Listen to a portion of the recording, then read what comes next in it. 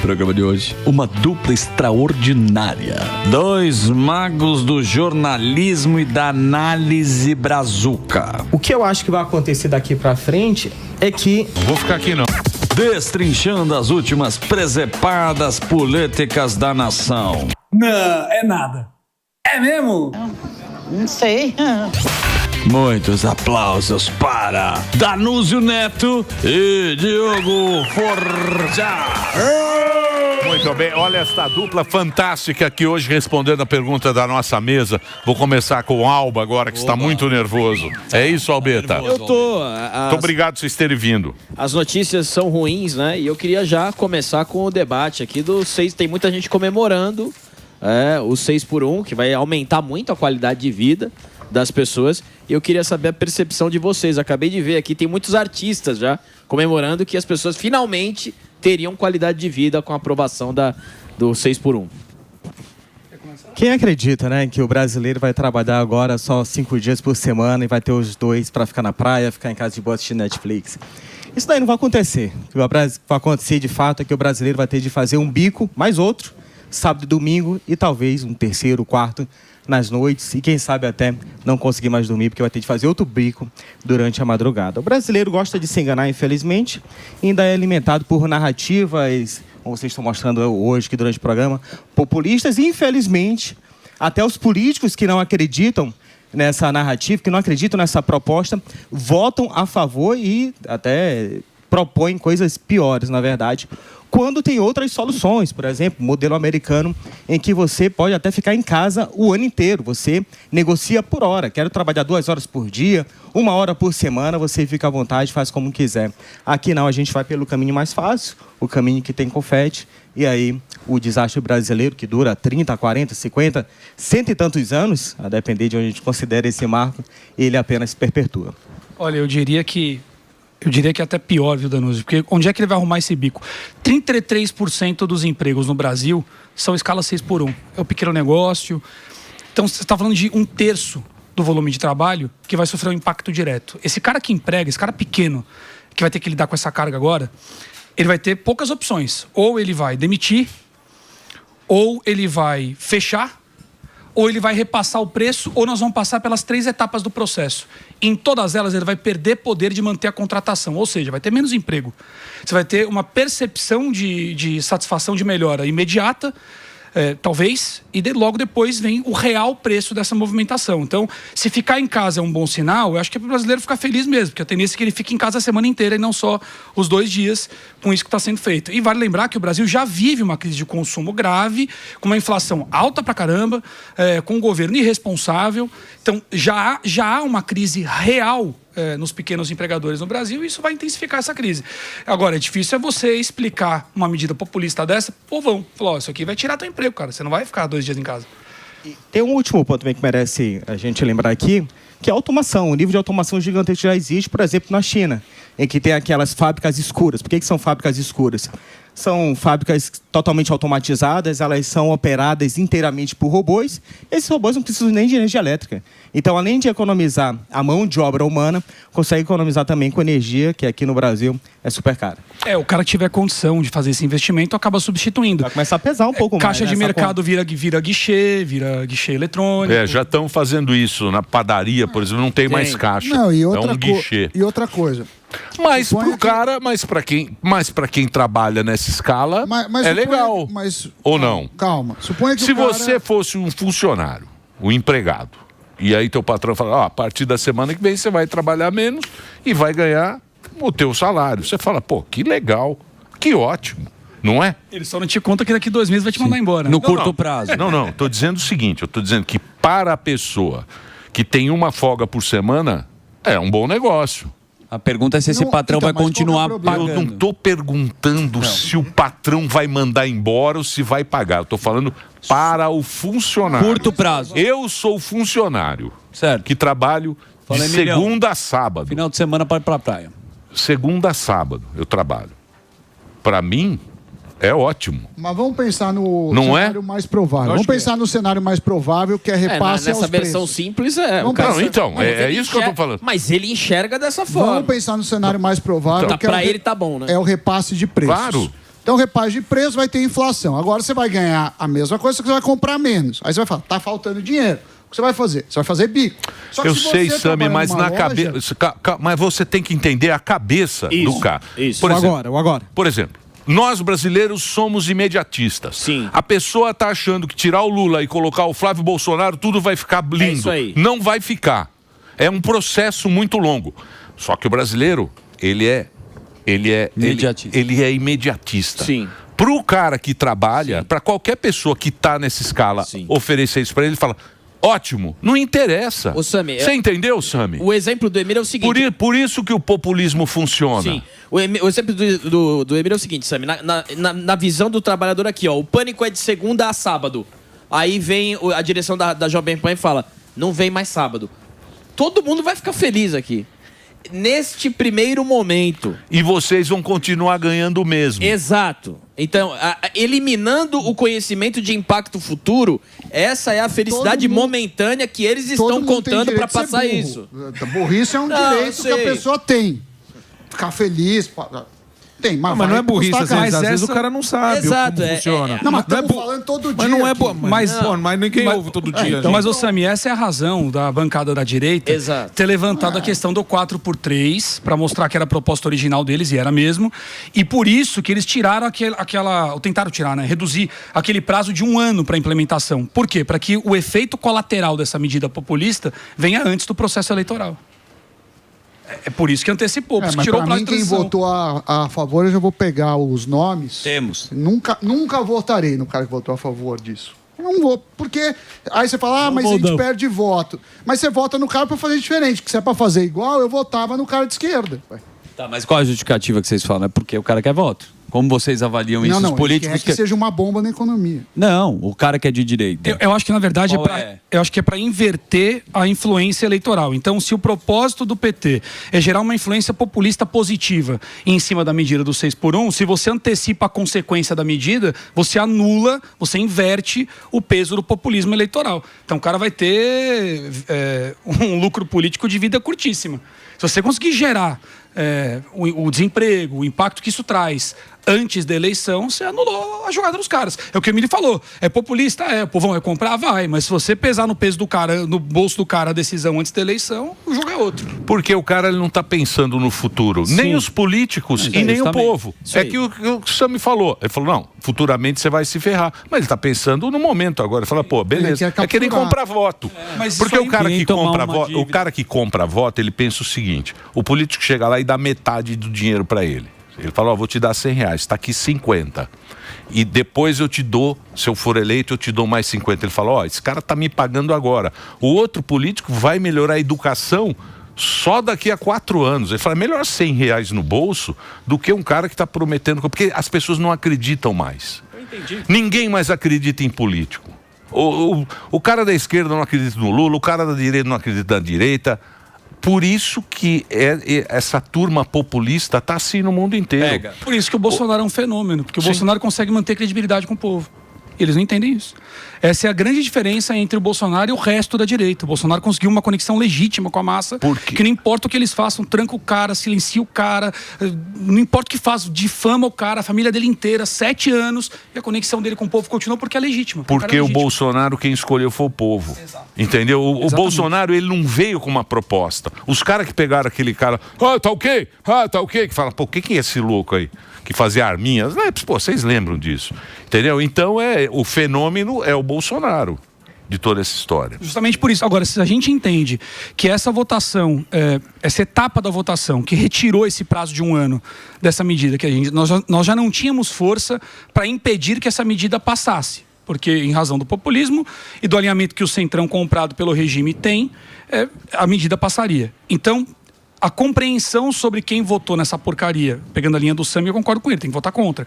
Mas a compreensão desse voto muda se você colocar a perspectiva de que retirar esse prazo de 1 ano tira o principal benefício do PT em aprovar a medida. E torna mais fácil revertê-la num espaço de tempo mais curto. Porque uma coisa é você falar em reverter uma medida dessa, enquanto o impacto dela ainda não veio. Agora, depois que ela já impactou, a conversa é outra. Aí o apoio popular do cara que perdeu o emprego é outro. Mas já passou a eleição, né? Até aí. Por isso que eles tiraram o prazo. Até o impacto já passou. Então, Alba, por isso que tiraram o prazo. Porque pra aí impactar a antes. felicidade do cara de não trabalhar no sábado ainda vai estar vigente. Aí depois... Por isso que tirou o prazo, para impactar antes. Você me falou sobre a inflação vai impactar no cara que emprega também. Porque com o aumento de preço, ele vai vender menos. O povo já tem menor capacidade de comprar por natureza. Esse é o cenário. O mercado interno brasileiro nunca esteve tão moroso. Nunca vendeu tão pouco. O índice de endividamento é o maior da história do Brasil, talvez. Se já não é o maior, está muito perto desse. De empresa e da população. Pessoas, Quanto famílias, que é, Sami? No 80 milhões? 82 milhões, que é mais ou menos metade da população adulta, está inadimplente. Ou seja, não é que o cara tem dívida. Dívida é uma coisa. É que o cara tem a dívida e não consegue pagar por 90 dias e vira inadimplente. Então, nas empresas são milhões, né? São 9 milhões, 9 milhões de empresas inadimplentes também. Só que o juro está correndo lá no teto. Isso é crise na demanda e na oferta, e com alto grau de endividamento, que é o que você citou, você não tem espaço de manobra para ter recuperação econômica em curto prazo. Então nós estamos falando de um mercado que já está engessado. Aí você vai no mercado desse e sobe mais o preço, com uma medida dessa, 40% do custo de qualquer empresa no Brasil é folha de pagamento. Então, mas veja só como é louco, porque o cara já está inadimplente, certo? Já deve. Aí chega alguém e fala, ó, você está inadimplente, então é o seguinte, você vai trabalhar menos e vai ganhar o que você ganha, e você não vai, e você não vai conseguir pagar o que você está dizendo, você não vai conseguir pagar a sua conta trabalhando menos. É muito louco. Sim, a percepção inicial é essa. A percepção ela é muito louca, horrível. porque é o seguinte, você vai continuar, você está devendo, você não precisa trabalhar mais agora, né? Porra, você está devendo, você faz um bico, você vai fazer alguma coisa. Mas é assim que a pessoa pensa. Mas não vai ter onde fazer o bico, Emílio. Esse é o problema. Porque assim, o cara perdeu um dia, ele vai fazer um dia em outro lugar. Em que outro lugar? Porque o outro lugar também está demitindo. Porque também teve a escala. E tem outra Esse coisa. que é o problema. Você tem Uber, você tem entregador que pode ser. Só que tem dois problemas aí. Primeiro, se o cara trabalha não de entregador e não de Uber, supõe, se ele fosse habilitado a trabalhar disso, que ele ganhe mais. Porque se ele fosse ganhar mais no outro, ele estaria no outro. Então, é muito provável que ele, mesmo que consiga, tenha que trabalhar mais horas, porque a hora dele remunerada no Uber ou como entregador ou nessas gig economy seja menor. E além disso, tem o problema que você falou. Vai ter inflação, e isso a demanda cai, e provavelmente vai ter muita gente. Aí depois vamos começar a reclamar de precarização dessas Mas funções. é que o impacto na demanda, Sami, vai impactar na entrega também. Então, por exemplo, o cara da lanchonete que tem o 6x1, ele vai vender menos, cara. Você vai vender menos, vai ter menos motoboy entregando.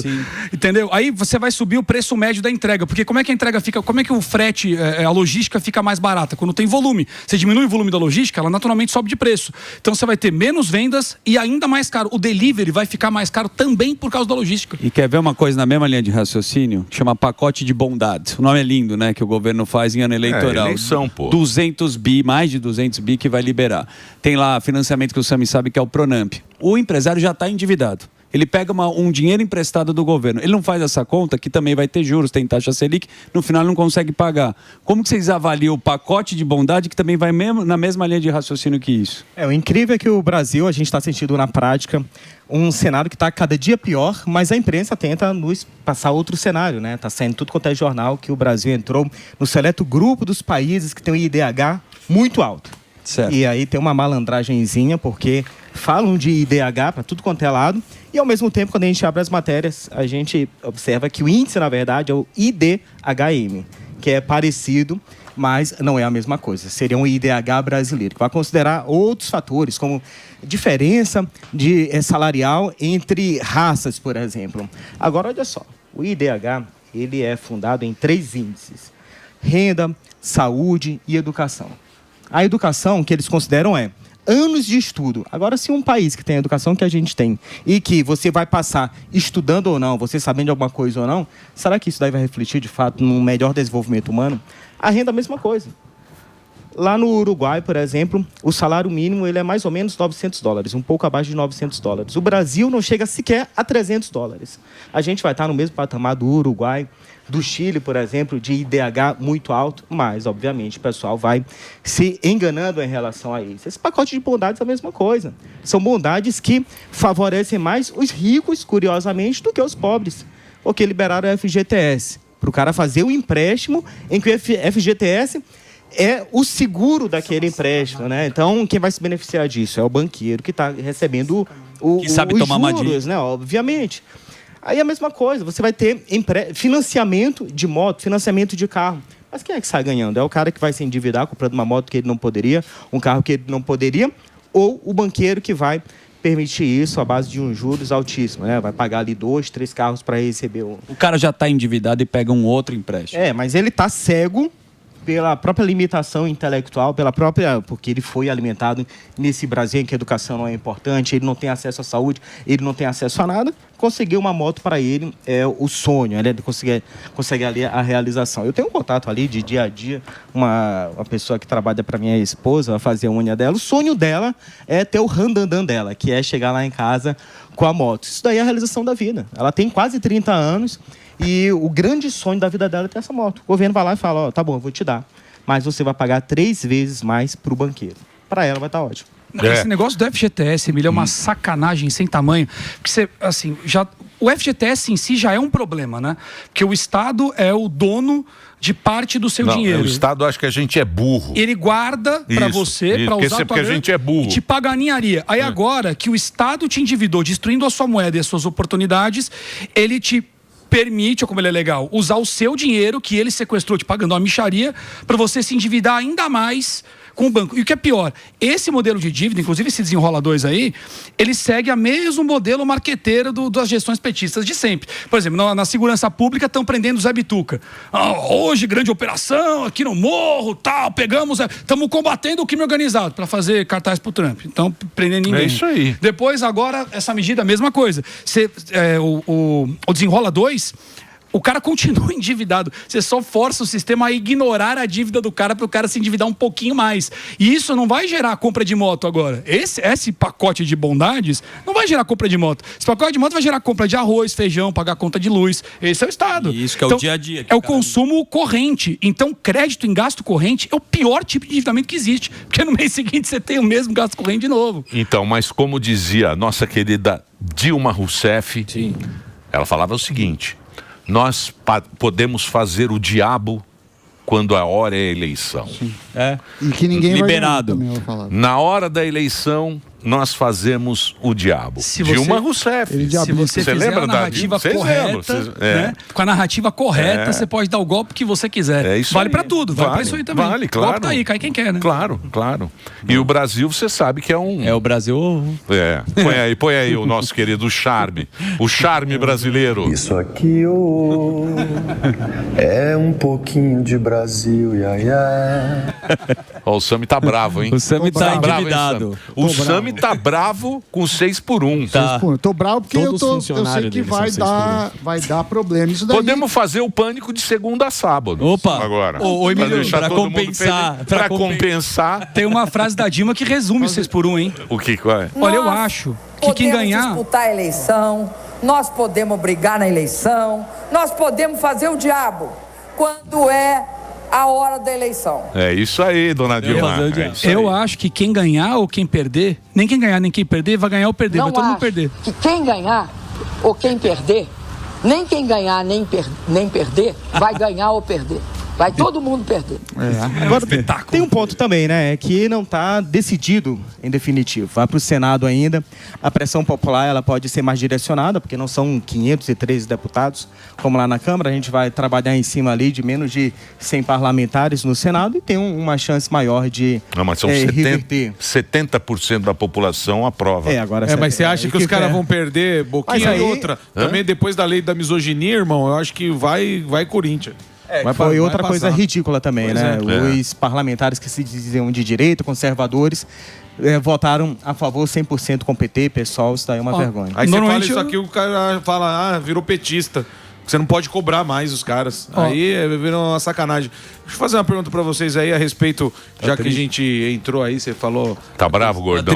Tá triste. Tá bravo. Ele tá. É que hoje não teve bolinho. Sem açúcar. A camiseta que ele ganhou não serviu. Não teve bolinho. Vai lá, Queria saber na questão do Trump. Vocês falaram aí do Trump, né? O que vocês acham que vai acontecer alguma coisa? É só bravata? É só tentando chamar a turma para perto? Esse encontro aí do Flávio, essa questão aí de grupos terroristas, o que vocês acham que vai acontecer daqui para frente? Interrogação. Só antes de só deixar um ponto na questão anterior, que é o seguinte. Esqueci. Estou falando do Trump. Vamos falar do Trump, depois a gente lembra. Vou lembrar o falo.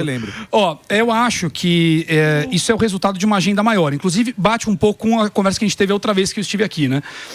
Há uma linha de conduta do Trump a nível internacional e tem alguns pilares que ele tem atuado contra. Então, e esses pilares passam pelo Brasil, todos eles. Então, esse caso, a escolha do narcoterror como fio condutor das ações dos Estados Unidos, ela é estratégica porque ela tem conexão com todos os outros hubs. Veja os escândalos do Brasil, por exemplo, PCC, Comando Vermelho, o dinheiro aparece no Banco Master, a conexão aparece no caso do INSS. Então, há uma interconexão entre esses fluxos. O próprio Banco Master, por exemplo, tinha transações ligadas ao Hezbollah, o que remete ao fluxo de grana que passava pela Venezuela e ia para o Oriente Médio. A Venezuela era um dos principais hubs. Então, há um fio condutor que deriva as outras agendas. Isso também tem conexão com os mesmos indivíduos promotores da censura, do abuso judiciário e por aí vai. Então, eu acho que é uma escolha estratégica. Quando você fala sobre a visita do Flávio Bolsonaro lá agora e os encontros que ele teve e as agendas que ele tratou com esses encontros, você percebe que ele toca exatamente nesses pilares que não por acaso são os mesmos que aparecem na investigação da seção 301. Então você tem na seção 301 a investigação a partir do PIX, do privilégio que o governo brasileiro daria para fintechs em detrimento de empresas americanas. Mas é justamente nesse meio das fintechs que apareceu o dinheiro do PCC. Por exemplo, que coincidência. Então você tem lá na seção 301 a investigação sobre o etanol brasileiro com vantagem sobre o etanol americano. E a Carbono Oculto fala sobre combustíveis, postos de gasolina, de novo, PCC. Então a gente percebe que eles têm pontos em comum. A indústria da censura, em que o Alexandre de Moraes virou uma referência sobre a censura a ser combatida, quando os Estados Unidos falam sobre isso na Europa, por exemplo. Então, esses pilares. E aí, passando para a visita do Flávio, então, antes do Flávio, o que a gente tem? Estávamos próximos da divulgação do relatório da seção 301. Os Estados Unidos adiaram por mais 15 dias, né, a princípio, a revelação do relatório. Aí, nesse período, o Lula vai encontrar com o Trump. Dizem que foi Joesley, não comprou essa, mas falamos sobre isso numa outra oportunidade. Ele encontra com o Trump. 2 dias depois, o Trump vai para a China com os maiores empresários dos Estados Unidos, aqueles que ele tem procurado reverter a zona de produção da China para os Estados Unidos. E depois ele encontra com o Flávio. Então, no meu entendimento, o encontro com o Lula é o bom e velho acordo de rendição do Trump, em que ele vai no vai e vem, né? Os termos para você não se lascar são esses aqui. Por isso aquele papo desencontrado lá na embaixada do Lula.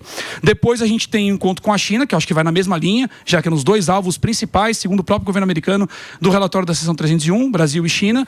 E aí, na sequência, depois de dar o baque em quem promove a estrutura que está sendo destruída, ele traz aquele que tem possibilidade de fundamentar a nova estrutura. E aí, os encontros do Flávio Bolsonaro e as agendas que ele pauta são exatamente essas. Então, com o Trump, ele fala sobre o combate ao narcotráfico, o reconhecimento do PCC e Comando Vermelho como facções terroristas, que ampliaria inclusive o poder de investigação americano, não só o poder de ação sobre esses grupos e aqueles com os quais eles estão entrelaçados. Lembrando que o Banco Master já figura investigação nos Estados Unidos, 2 pelo menos no FBI, agora também no Trump Media Group, na ação também está rolado por lá, tem ativo bloqueado, busca de ativos fora dos Estados Unidos, enfim.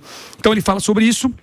Ele fala sobre a parceria estratégica que o Brasil teria num eventual governo dele e entrar no escudo das Américas, e esse é um ponto muito importante, porque o escudo das Américas parece proteger o Ocidente do Brasil, já que o Brasil não foi convidado e todos os outros participaram e participam dessas ações com presenças de investigação e presença militar. Então, para além do soft power, vamos para o hard power aqui.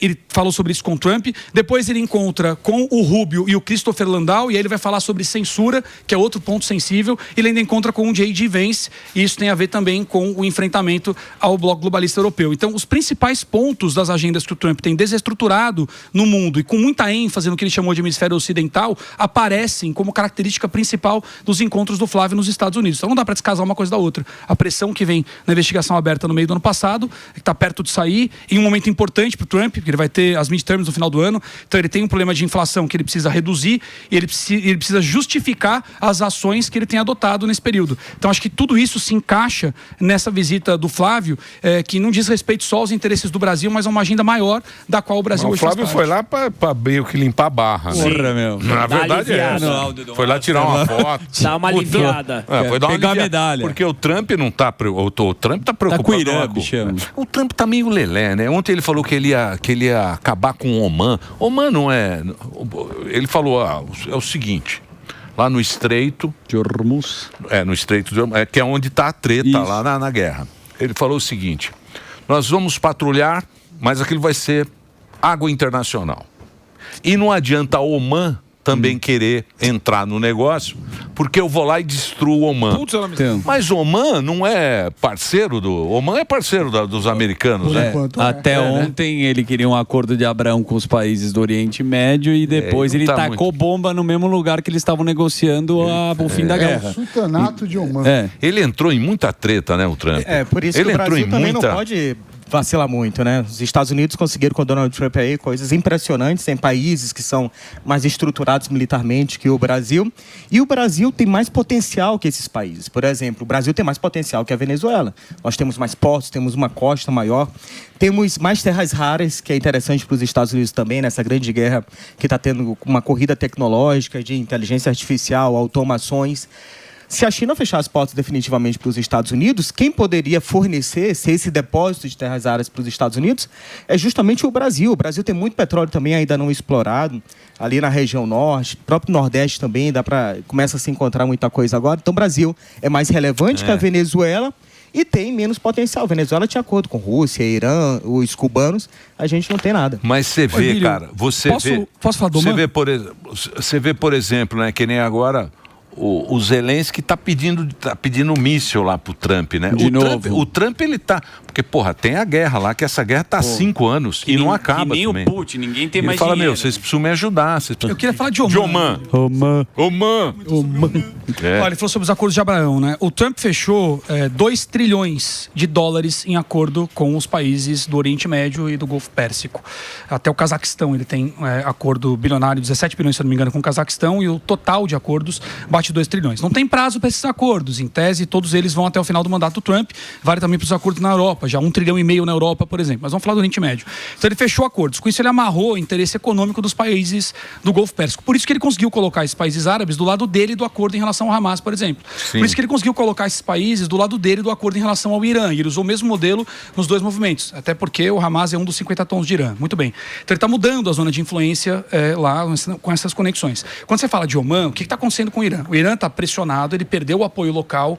As principais agendas que protegiam o Irã no Ocidente estão desarticuladas, inclusive as de marketing. Depois daquele assassinato dos 46 mil civis, ficou muito mais difícil de sustentar qualquer proteção para o regime iraniano, que não tem mais a simpatia local. Então ele tem um problema real. O Irã tem um problema real. A zona de retaguarda do Irã era o Líbano, e o Líbano está sendo atacado por Israel, é um alvo principal. Sim. E não entrou no acordo de cessar fogo como o Irã queria. Por quê? Porque a inteligência sabe que boa parte do regime Ayatollah já havia se instalado no Líbano. Tem cidades inteiras no Líbano que são controladas por eles hoje. Então, é por isso que eles fazem tanta questão de território em outro país. Mas o que isso tem a ver com o que você perguntou? Vou chegar lá. Vai rápido, porque se for... Tá. Então, o tempo urge. O que o Irã tentou fazer? Tentou pressionar Oman para auxiliá-lo no controle do Estreito de Hormuz e usar isto como uma referência para pressionar os demais. Antes desse convite do Irã para que Oman ajudasse a controlar o Hormuz, o Irã fez um pronunciamento por conta própria de que os países do Oriente Médio não iam mais dar suporte para os Estados Unidos. Então, o que eu enxergo aí? Uma estratégia de pressão local, de marketing, para ganhar tempo e recuperar parte da influência que ele perdeu. Quando o Trump vai, e ao invés de ameaçar o Irã por isso, ameaça Oman, ele inverte o ônus do peso. Então, ele está dizendo não só para Oman, mas para os outros países do Oriente Médio, não vai funcionar por aí. E com isso, ele muda, inclusive, o objetivo. Quer dizer, ele torna mais urgente para os países do Golfo e do Oriente Médio resolver o problema do Irã, porque ele passou a ser um problema duplo. Pressionar inverteu lá. A pressão. Mas isso aí acho que vai longe, hein?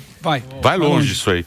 Porra, e também a Rússia não se resolve, né? O Putin já levantou a Rússia também, lá muito e o dinheiro, Zelensky, né? não 4 se resolve. anos de guerra. 5 anos. 5, né? 5 anos de guerra. 5 anos. E guerra, morrendo gente pra caramba. Civil. Outra coisa é o Sudão, né?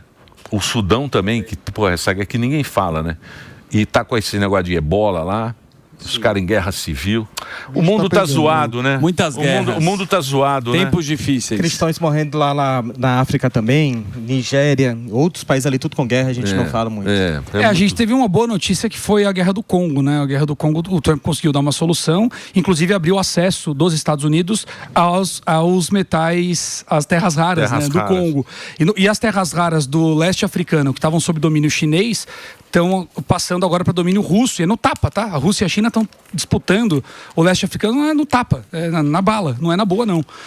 E a Rússia tem assumido algumas das posições que eram da China no leste africano. Então essa dinâmica das terras raras está mudando, não diz respeito só ao Brasil. E aí esses conflitos que você citou da Ucrânia, por exemplo, ela tende a se resolver como resultado dos outros conflitos. Boa parte do conflito ucraniano é mantido pela posição de Bruxelas, dos países ligados à agenda de Bruxelas. Boa parte do conflito é mantida pelo interesse local e, no caso dos americanos, por quem tinha envolvimento com a estrutura do Zelensky, né? Então, o que a gente está vendo agora é que essa capacidade de manter o conflito está se esgotando.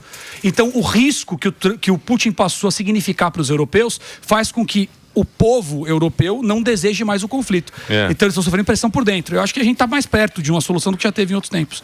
O Putin está tentando se aproximar um pouco da Europa lá, está tentando China, fazer um esquema. Integrar economicamente, ter o que perder, tá? Porra, sou seu fã na internet. Muito bom. É muito bom. Você pode seguir lá. Como é que chama lá no... @Danúzio Neto. Danúzio, @Danúzio Neto, você segue o Danúzio e tem aqui que é o Forjaz Diogo. É isso? Para quem tá no rádio, com Z, Forjaz Diogo, para você seguir no Instagram. Porra, muito obrigado. Deram uma aula aqui, hein? Eu que agradeço, Emílio. Edições de sábado, quero estar junto também, hein? Claro. Boa. Não. Você vem sozinho. Vem no meu lugar. O Sami vem. Você e o Sami. Não. Você vai vem o Sami. Eu vou fazer da granja. Nós vamos agora em forma de protesto. Saturday. Em forma de protesto aos 5x2. Vamos fazer o Pânico. Eu que vou fazer. De segunda a sábado. Boa. Sabadão sertanejo. Domingo. Eu já trabalho de segunda a sábado, hein? Meu carro-chefe é o YouTube, né? Eu faço live todos os dias lá, a partir das 20h30, segunda a sábado. Só domingo que não. Vamos lá pro break, Reginaldo. Maravilha.